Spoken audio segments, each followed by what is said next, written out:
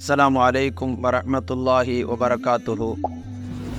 ஓ வாலிப கூட்டமே, திருமணத்திற்கு நீ சக்தி பெற்றால் திருமணம் செய்து கொள் என்று நபிகள் நாயகத்தினுடைய இந்த பொன்மொழி நம்மை எல்லாம் வியக்க வைக்கிறது.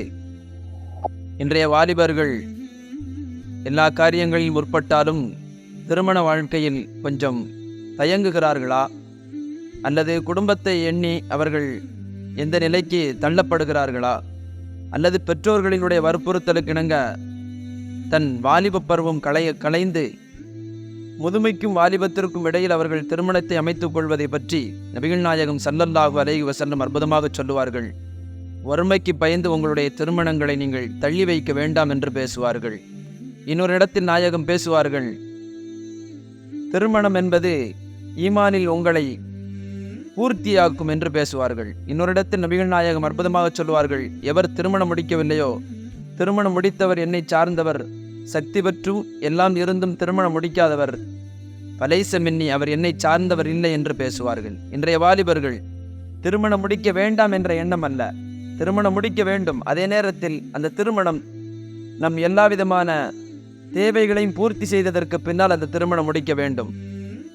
ஒருவேளை வாலிபர்கள் அதற்கு முற்பட்டு வந்தாலும் பெற்றோர்கள் அதற்கு தடையாக இருக்குகிறார்கள் என்பது இன்றைய காலத்தினுடைய நிதர்சனமான உண்மையாக இருக்கிறது. அதே காலகட்டத்தில் தன் குழந்தைக்கு தேவையானதை பார்த்து செய்தவர்கள், ஆனால் திருமணத்தை அவர் வாழ்வதற்கு எல்லா வசதிகள் இருந்தும் அதை தாண்டி இன்னும் வசதிகள் வேண்டும், அல்லது நமக்கு ஏற்றாற்போல் பெண் அமைய வேண்டும், தனக்கு ஏற்றாற்போல் பொருளாதாரத்தில் எல்லாவற்றிலும் வசதி படைத்த குடும்பங்கள் அமைய வேண்டும், குலம் கோத்திரங்கள் அமைய வேண்டும், இப்படியெல்லாம் இன்றைய திருமணங்கள் வாலிபர்களை தள்ள வைத்து கொண்டிருக்கிறது.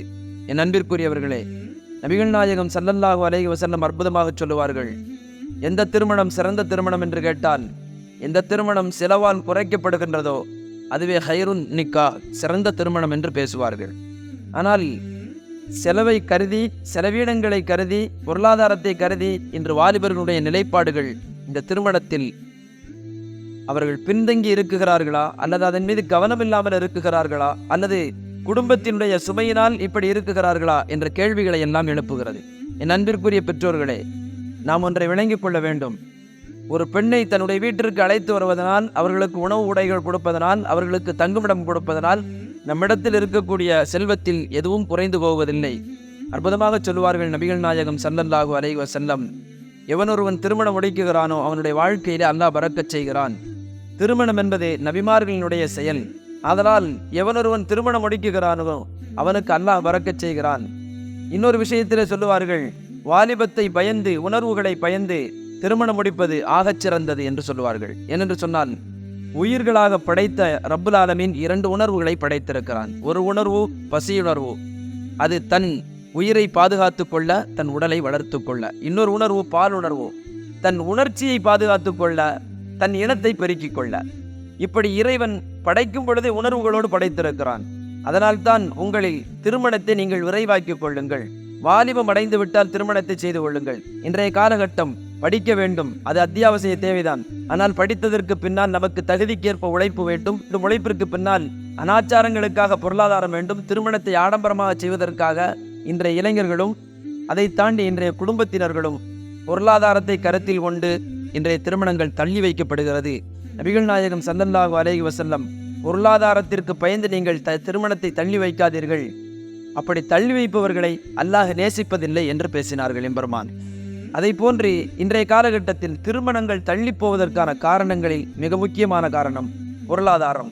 அந்த பொருளாதாரத்தில் மிக முக்கியமானது திருமணத்திற்கு பின்னால் உள்ள தேவைகள், திருமண தேவைகள். உங்களின் திருமணத்திற்கு பின்னால் உள்ள தேவைகள், உங்களை போன்று ஒரு பெண் வாழப்போகிறாள். உங்களில் உள்ள ஒரு பெண், உங்கள் குடும்பத்தில் வாழ்பவருக்கு எந்த வசதி போதுமோ அதே வசதி போதும் என்பதை தாய் தந்தையர்கள், குடும்பத்தினர்கள் உணர வேண்டும். அதே நேரத்தில் வாழ்வதற்கு ஏற்ற வசதி வந்துவிட்டால், வயது வந்துவிட்டால் திருமணத்தை நீங்கள் விரைவுபடுத்திக் கொள்ள வேண்டும். நபிகள் நாயகத்தினுடைய தோழர் ஒருவர் வருவார், கேட்பார்கள், நீங்கள் அணிந்திருக்கக்கூடிய ஆடையிலே மஞ்சள் கரை இருக்கிறது என்று கேட்டவுடனே அந்த நபித்தோழர் சொல்லுவார், யா ரசூலல்லாஹ், எனக்கு திருமணம் முடிந்து விட்டது. அன்றைய சஹாபாக்களினுடைய திருமணம் அப்படித்தான் இருந்தது. இன்றைய திருமணத்தை நாம் ஆடம்பரமாக்கி கொண்டோம், திருமணத்தின் வாழ்க்கையை ஆடம்பரமாக்கி கொண்டோம்.